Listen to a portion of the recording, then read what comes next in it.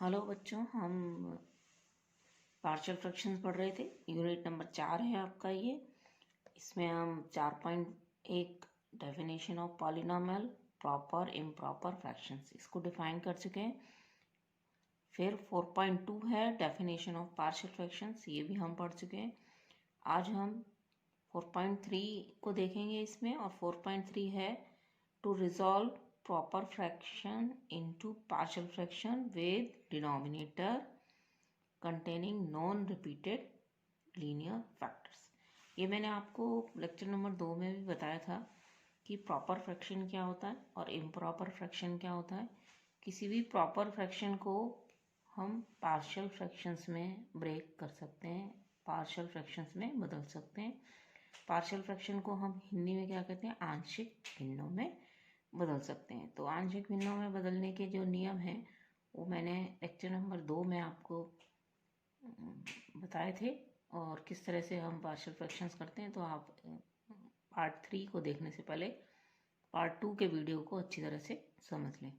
तो पार्ट 3 जो हमारा है, जिसमें कि हम 4.3 को ले रहे हैं, इसमें अगर एक फ्रैक्शन प्रॉपर है, ठीक है, और उसके पार्शियल फ्रैक्शन आपको करने हैं, उसके डिनोमिनेटर में यानी कि उसका जो हर है उसमें कैसे हो, नॉन रिपीटेड लीनियर फैक्टर।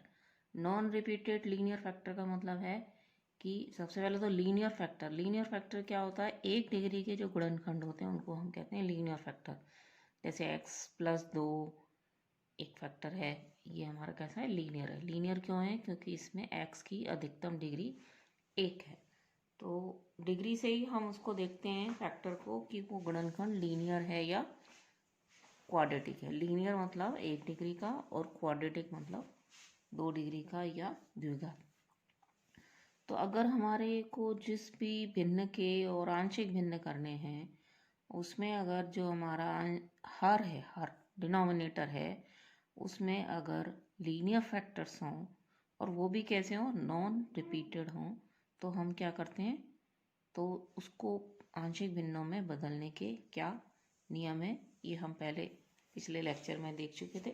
उस पर आधारित हम कुछ क्वेश्चंस करें। तो देखिए क्वेश्चन नंबर 1 है 3x/x+1 x-2। ये कहते हैं कन्वर्ट इनटू पार्शियल फ्रैक्शंस, यानी कि आंशिक भिन्नों में बदली। पार्शियल फ्रैक्शन का मतलब क्या होता है, आंशिक भिन्न, ठीक है। इसको हिंदी में क्या कहते हैं, आंशिक भिन्न। तो आंशिक भिन्नों में बदलो, इसको हम हिंदी में क्या बोलेंगे, आंशिक भिन्नों में बदले। अब देखिए ये जो क्वेश्चन है, इसमें आप देखो यहाँ हमको पहले तो सबसे पहले ये देखना है, जो मैंने आपको पिछले लेक्चर में रूल्स बताए थे वो क्या है, कि सबसे पहले तो इस भिन्न को, जिसको कि आंशिक भिन्नों में बदलना है, आपको ये देखना है कि ये प्रॉपर है या इम्प्रॉपर। वो कैसे देखना होता है कि जो ऊपर वाला है, यानी कि इसको कहते हैं अंश और इसको कहते हैं हर। इंग्लिश में इसको कहते हैं न्यूमरेटर, इसको कहते हैं डिनोमिनेटर। तो सबसे पहले तो आप देखिए जो भी आपको भिन्न दे रखी है, जिसको हमें आंशिक भिन्नों में बदलना है, वो भिन्न हमारी प्रॉपर है या नहीं। ये प्रॉपर कब कहलाती है, जब ऊपर वाले फंक्शन की डिग्री नीचे वाले फंक्शन की डिग्री, या आप कह सकते हैं ऊपर वाले पॉलिनोमियल की डिग्री नीचे वाले पॉलिनोमियल की डिग्री से कम हो, ठीक है। यानी कि न्यूमरेटर की डिग्री डिनोमिनेटर की डिग्री से कम होनी चाहिए, तभी आप आंशिक भिन्नों में बदलने के प्रोसेस की ओर आगे बढ़ोगे। तो यहाँ आप देखिए कि जो न्यूमरेटर है उसकी जो डिग्री है वो 1 है। 1 क्यों है, कि इसमें अधिकतम जो हमारा वेरिएबल है उसकी अधिकतम डिग्री कितनी है, 1 है। और इन दोनों को अगर हम मल्टीप्लाई कर लेंगे तो यहाँ इसकी डिग्री कितनी हो जाएगी, 2। तो अंश की डिग्री हर की डिग्री से कम होनी चाहिए, तो वो यहाँ पर है। तो इसलिए हम कह रहे हैं कि जो दिया गया भिन्न है वो प्रॉपर है। प्रॉपर है क्यों है, इसका भी कारण है कि अंश की डिग्री हर की डिग्री से कम, बराबर भी नहीं होनी चाहिए, याद रखिएगा। तो जब ऐसा हो कि ये भिन्न प्रॉपर हो और जो डिनोमिनेटर है इसके 2 लीनियर गुणनखंड किए जा सकते हो, तो इसके हमको कई बार डिनोमिनेटर के गुणनखंड पहले से ही दे रखे होते हैं, कई बार हमको करने पड़ते हैं। तो यहाँ हमको सवाल में पहले से ही जो हर है उसके गुणनखंड हमको दिए हुए हैं, ठीक है। तो हर एक लीनियर गुणनखंड के लिए एक कांस्टेंट यहाँ लगाना होता है, a/x+1 b/x-2। इस तरह से ये दो आंशिक भिन्नों में बदल जाता है। इन लेक्चर 3 को देखने से पहले आप 1 और 2 को अच्छी तरह से देख लें, उसी के बाद आपको ये समझ में आएंगे। अब हम क्या कर रहे हैं, दोनों तरफ एलसीएम ले लें। दोनों तरफ एलसीएम आप लोगे तो आपके पास क्या बच जाएगा, एलसीएम से एलसीएम कट जाएगा और ये आपके पास बच जाएगा 3x बराबर a×x-2 b×x+1। ये भी हम देख चुके थे पिछले लेक्चर में। थोड़े से क्वेश्चंस हमको देखने हैं खाली यहाँ पर। अब a और b कांस्टेंट हैं, इसकी वैल्यूज हमें देखिए, इसके दो पार्शियल फ्रैक्शंस हो गए। इन पार्शियल फ्रैक्शंस में हमें कुछ नहीं करना है, a और b की वैल्यू निकालनी है। a और b की वैल्यू निकाल के यहाँ हम रख देंगे, ये कांस्टेंट है तो आपके दो आंशिक भिन्नों में ये भिन्न दो आंशिक भिन्नों में बदल जाएगी। अब इसके लिए हमने क्या किया, दोनों तरफ एलसीएम लेंगे, दोनों तरफ एलसीएम से एलसीएम कट जाएगा। उसके बाद आपके पास ये एक इक्वेशन आ जाएगी। इस इक्वेशन से हमको a और b के वैल्यूज़ निकालनी है। तो देखिए a और b की वैल्यूज़ निकालने के लिए भी मैंने आपको पिछले लेक्चर में बताया था। तो यहाँ एक बार x बराबर 2 रख दीजिए, ठीक है। x बराबर 2 हमने क्यों रखा कि x बराबर 2 रखने का मतलब है x-2 बराबर 0, ठीक है। तो इसको 0 कर दीजिए, इसको 0 रखने का मतलब हो गया x बराबर 2 रख दीजिए। तो इसको x बराबर 2 रखते ही ये 0 हो गया। यहाँ x बराबर आपने 2 रखा तो ये 2 + 1 हो गया। यहाँ भी x बराबर 2 रखा, यहाँ सब जगह भी x बराबर 2 रखा, तो आपका देखिए ये सिंप्लीफिकेशन हो गया और यहाँ से आ गया b बराबर 2, ठीक है। दूसरी बार हम चाहेंगे कि हम रख दें x+1 बराबर 0। तो x+1 बराबर 0 का मतलब क्या हो गया, x+1 बराबर 0। इसका मतलब क्या हो गया, x बराबर -1। तो x बराबर -1 रख दिया तो 3 × x यानी कि -1 और ये a -1 -2 b -1+1। तो क्योंकि हमने x+1 बराबर 0 या x बराबर -1 रखा है, इसलिए ये ख़त्म हो जाएगा और आपका ये यहाँ इसको सिंप्लीफाई करोगे, ठीक है, तो आपको a बराबर 1 मिल जाएगा। इस a और b की जो हमने वैल्यूज़ निकाली हैं उसको हम समीकरण 1 में रख दें, जहाँ हमने ये दो आंशिक भिन्न बना रखी हैं। इन दोनों को हमने यहाँ रख दिया, a बराबर तो 1 और b बराबर 2। तो ये आपका आंसर है, ठीक है। समीकरण 1 में क्या करेंगे, आप सब्स्टिट्यूट कर देंगे इन वैल्यूज़ को। क्या किया हमने, समीकरण 1 में रख दिया 3x/x+1 x-2 बराबर हो गया a/x+1 और b/x-2।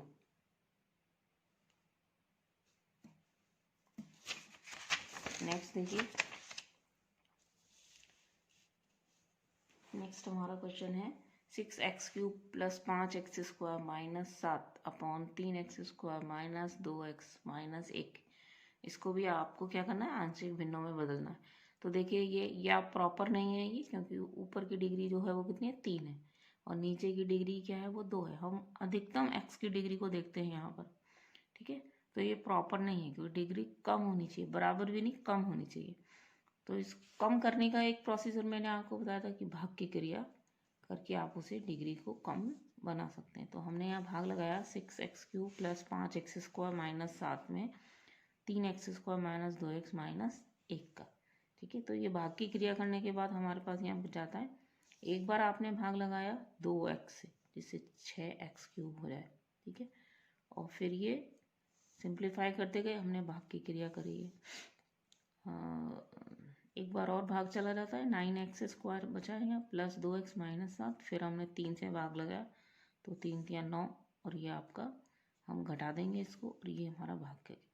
तो जैसे मैंने आपको पिछले लेक्चर में बताया था कि 5/3 को आप क्या लिख सकते हैं, एक बार भाग जाएगा, बचेगा रिमाइंडर 2 और डिवाइडर 3 5। तो बिल्कुल उसी पैटर्न पे हम इसे लिखेंगे, कितनी बार भाग गया, 2x + 3 बार भाग गया, शेष क्या बचा 8x - 4 और ये हमारा डिवाइडर है जिससे हम भाग लगा रहे थे। तो ये जो भिन्न थी इसको हमने भाग की क्रिया से क्या बना दिया, प्रॉपर बना दिया, ठीक है। तो ये 2x + 3 प्लस ये जो भिन्न यहाँ पर हमको मिली है ये वाली, ये कैसी है हमारी अब ये हमारी प्रॉपर बन गई, ठीक है। अब इसको हम टुकड़ों में तोड़ लेंगे, इसको हम टुकड़ों में तोड़ लेंगे, इसका मतलब इसको हम आंशिक भिन्नों में बदल लेंगे। तो इसको आंशिक भिन्नों में बदलने के लिए पहले इसके गुणनखंड करने पड़ेंगे। तो देखिए आप इसके गुणनखंड किए हमने, ये x-1 3x+1, इन दोनों को आपने गुणनखंड सही किए हैं या नहीं आप चेक कर लीजिए। इन दोनों को मल्टीप्लाई करें तो हमारा यही आ जाना चाहिए, ठीक है। तो गुणनखंड कीजिए, आपने 2वीं क्लास में सब गुणनखंड करना सीख रखा है। गुणनखंड हो गए ये गुणनखंड, क्योंकि दो लीनियर गुणनखंड हो गए हैं, 1 डिग्री के हैं, इसलिए आप क्या करेंगे इसको a/x-1 और b/3x+1। तो ये हमको इसमें a और b की वैल्यू निकालनी है अभी क्वेश्चन नंबर 1 में जैसे हमने किया। तो इसको हम क्या लिख लेंगे, दोनों तरफ एलसीएम लेंगे।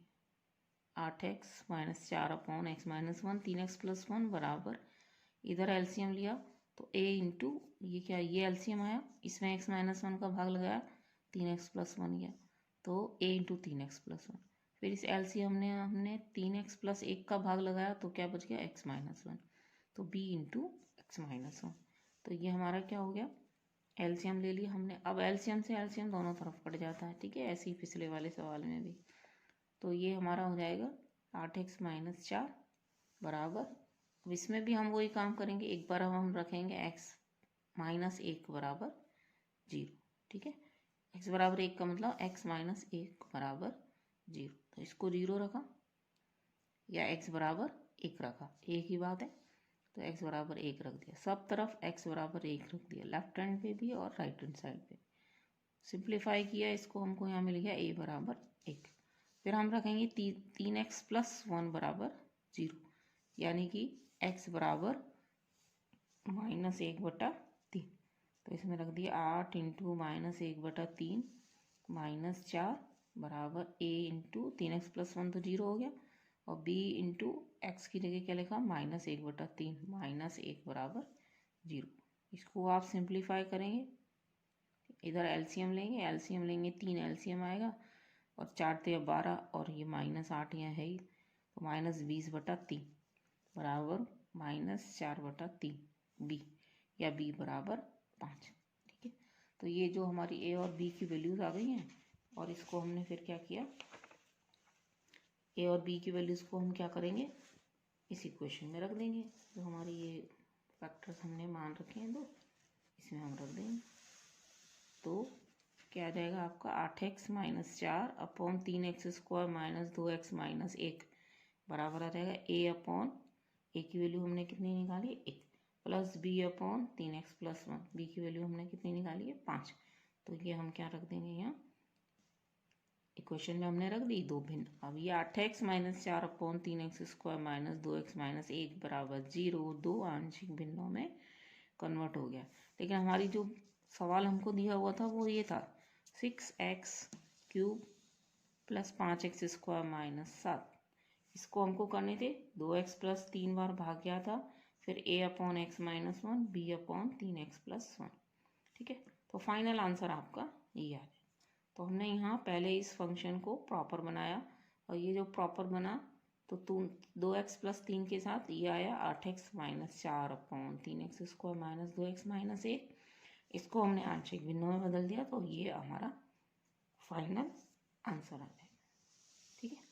एक क्वेश्चन और देखिए, ये रिजॉल्व इनटू पार्शियल फ्रैक्शंस में बदलिए।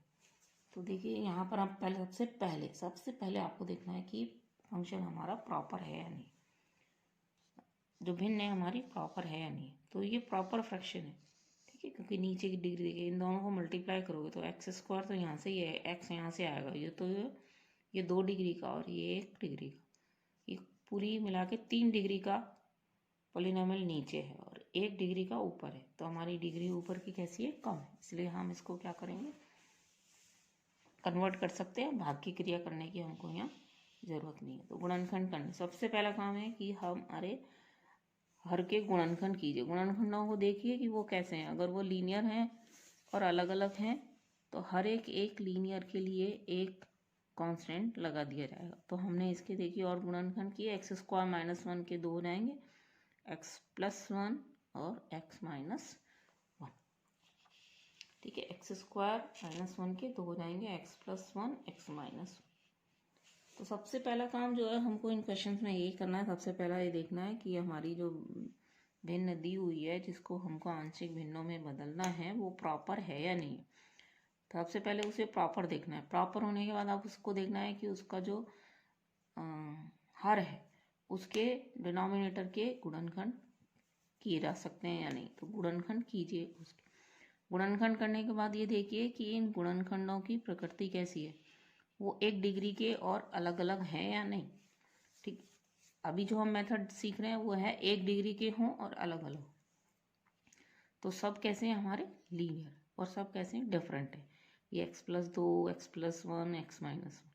तो अगर डिनोमिनेटर के लीनियर गुणनखंड किए जा सकते हों और वो अलग अलग हों यानी कि रिपीटेड नहीं हो, ठीक है, किसी एक गुणनखंड की पुनरावृत्ति ना हो रही हो, तो हमें क्या करना होता है, हर एक लीनियर के लिए एक कांस्टेंट नाम यहाँ लगा देते हैं। A upon x plus 2, B upon x plus 1, C upon x minus 1।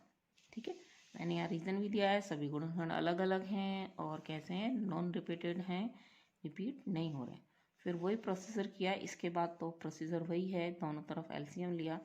जब आप यहाँ एलसीएम लोगे इधर, तो इसका एलसीएम आएगा x plus 2 x plus 1 x minus 1। ठीक है, ये एलसीएम आ गया। इसमें आप भाग लगाओगे किसका, एक्स प्लस 2 का, तो क्या बच जाएगा, एक्स प्लस 1 एक्स माइनस 1। तो एक्स प्लस 1 एक्स माइनस 1। फिर एक्स प्लस 1 का भाग लगाओगे तो एक्स प्लस 2 एक्स माइनस 1 बच जाएगा। ठीक है, और जब एक्स माइनस 1 का भाग लगाओगे तो एक्स प्लस 2 एक्स प्लस 1 बच जाएगा। ठीक है, तो ये भाग की क्रिया है, ये एलसीएम लेना है। इसके बाद क्या होगा, एलसीएम एलसीएम दोनों तरफ से कट जाएगा, एलसीएम एलसीएम दोनों तरफ से कट जाएगा। ठीक है, फिर ये जो कुछ आया है एक्स प्लस 3 बराबर ए इंटू बी इंटू सी इंटू, यहाँ से हमको क्या करना है, ए बी सी को वैल्यूज़ दे करके आपको क्या करना है, ए बी एक्स को वैल्यूज़ दे करके आपको ए बी और सी की वैल्यूज़ निकालनी है। ठीक है, तो सबसे पहले देखिए हम क्या करेंगे, यहाँ एक बार एक्स प्लस 1 को 0 करेंगे, एक बार एक्स माइनस 1 को 0 करेंगे, एक बार एक्स प्लस 2 को 0 करेंगे। तो देखिए सबसे पहले हम इसमें रखते हैं x बराबर 1। तो x बराबर 1 यानी कि x माइनस 1 बराबर 0।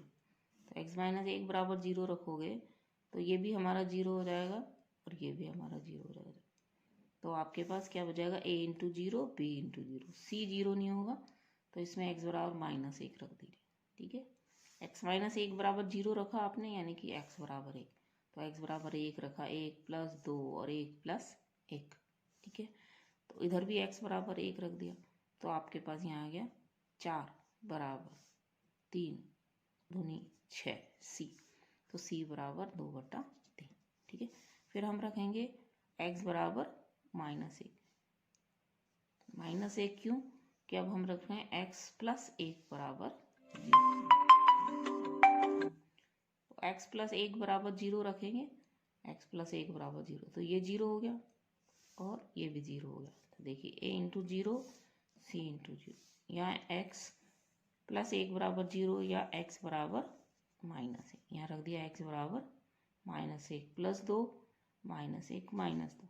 इसको सिंप्लीफाई किया तो हमारे आ गया, यहाँ से बचेगा +1 और यहाँ से बचेगा -2, 2 बराबर -2b या b बराबर -1।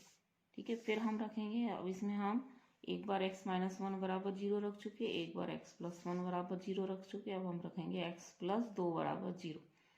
तो x प्लस 2 बराबर 0 रखोगे तो ये दोनों 0 हो जाएंगे आपके और a आपका रह जाएगा। तो यहाँ x प्लस 2 बराबर 0 का मतलब x बराबर -2, तो x बराबर -2 हमने यहाँ रखा, देखो -2 प्लस 1 -2 -1, और यहाँ भी x बराबर 2 रखा,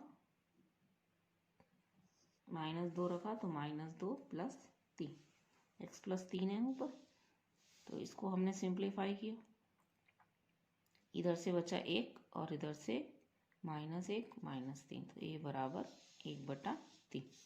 ठीक है, फिर हमने सारी a b c की वैल्यूज़ रख दी। हमारा गुणनखंड क्या था, एक्स भिन्न क्या थी हमारी, x+3, x+2, x+1, x -1 बराबर a/x+2, b/x+1 और c/x-1। ठीक है, ये पहले जरूरी थोड़ा सा सिंप्लीफाई कर दिया, इसको हमने लिख दिया 1/3 x+2, माइनस को यहाँ ले आए -1/x+1 और इसको लिख दिया 2/3 x-1। ये आपका फाइनल आंसर।